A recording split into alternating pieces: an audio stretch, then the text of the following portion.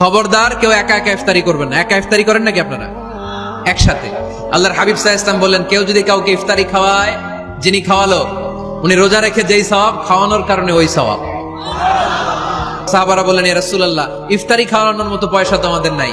আল্লাহর হাবিব সাল্লাল্লাহু আলাইহি ওয়াসাল্লাম বললেন, ওয়ালাউ বি শারবাতিমা, যদি এক ঢোক পানি দিয়েও ইফতারি খাওয়া তবেও এই সওয়াব পাওয়া যাবে। ওয়ালাউ বি আযকা চিলাবান, এক ঢোক দুধ দিয়ে খাওয়ালো। ওয়ালাউ বি তামরা, একটা খেজুর দিয়ে ইফতারি করালো এই সওয়াব। সুবহানাল্লাহ পড়েন। দুই ভাই ইফতারি করতে বসছেন, আপনার প্লেট থেকে একটা পেঁয়াজু আপনার ভাইয়ের প্লেটে দিলেন, আপনার ভাই একটা খেজুর আপনার প্লেটে দিল, দুইজনের ইফতারি খাওয়ানোর সওয়াব হয়ে গেছে।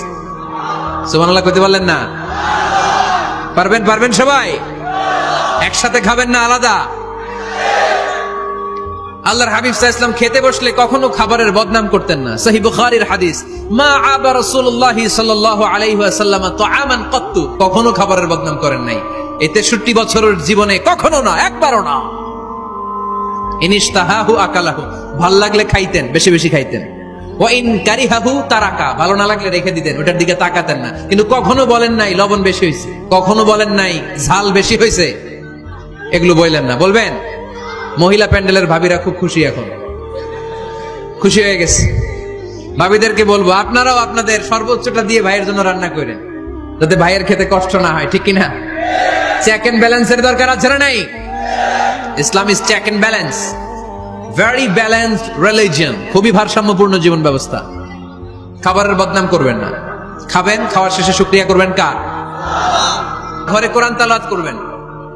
কি করবেন? করেন, আপনারা করেন? হ্যাঁ, ঘরে কোরআন তেলাওয়াত করেন প্রতিদিন। ফজরের পরে প্রতিটা পরিবার থেকে সুমধুর কোরআনের ধ্বনি ভেসে আসতে হবে। কথা কয় না? তা ঠিক বলেন না কেন আওয়াজ করে? প্রতিটা ঘরেই যেন কোরআনের সুমধুর বাণী উচ্চারিত হয়। এলাকার মসজিদের মক্তবগুলোতে হুজুর কোরআন পড়ায়, আছে এটা না? আমরা ছোটবেলা কিন্তু যাইতাম, আমি যাইতাম শাহী জামি মসজিদে, ওইখানে যে আমি কোরআন শিখছি। তো মসজিদগুলোতে আপনারা এই মক্তবের সিস্টেমটা চালু রাখবেন, প্রতিদিন সকালে কোরআন করবেন। কোরআন যেটা মুখস্থ করবেন, স্ত্রীকে শোনাবেন, স্ত্রী আপনাকে শোনাবে। প্রতি মাসের জন্য একটা সূরা নির্ধারণ করেন। কোনটা? একটা। এক মাসে একটা ছোট্ট সূরা মুখস্থ করা যাবে না? ধরেন সূরাতুত তিন, ওয়াত-তিনি ওয়াজ-জাইতুন, এটা এক মাসে মুখস্থ করা যাবে না? যাবে।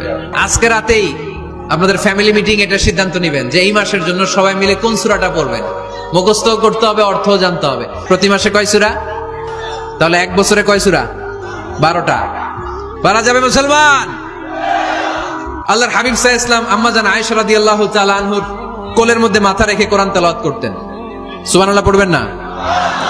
কানা রাসূলুল্লাহ সাল্লাল্লাহু আলাইহি ওয়াসাল্লাম ইয়াকরাউল কুরআন ওয়া রাসুহু ফি হাজরি ওয়া আনা হায়েদ। আম্মা জান আয়েশা বলেন, আমার যখন মাসিক চলতো, আমার মেনস্ট্রুয়েশনাল পিরিয়ড চলাকালীন সময়ে আল্লাহর নবী আমার কোলে মাথা রেখে রেখে কোরআন তেলাওয়াত করে আমারে শোনাতে। এইজন্য স্ত্রীর কোলে মাথা রেখে কোরআন তেলাওয়াত করা সুন্নাত।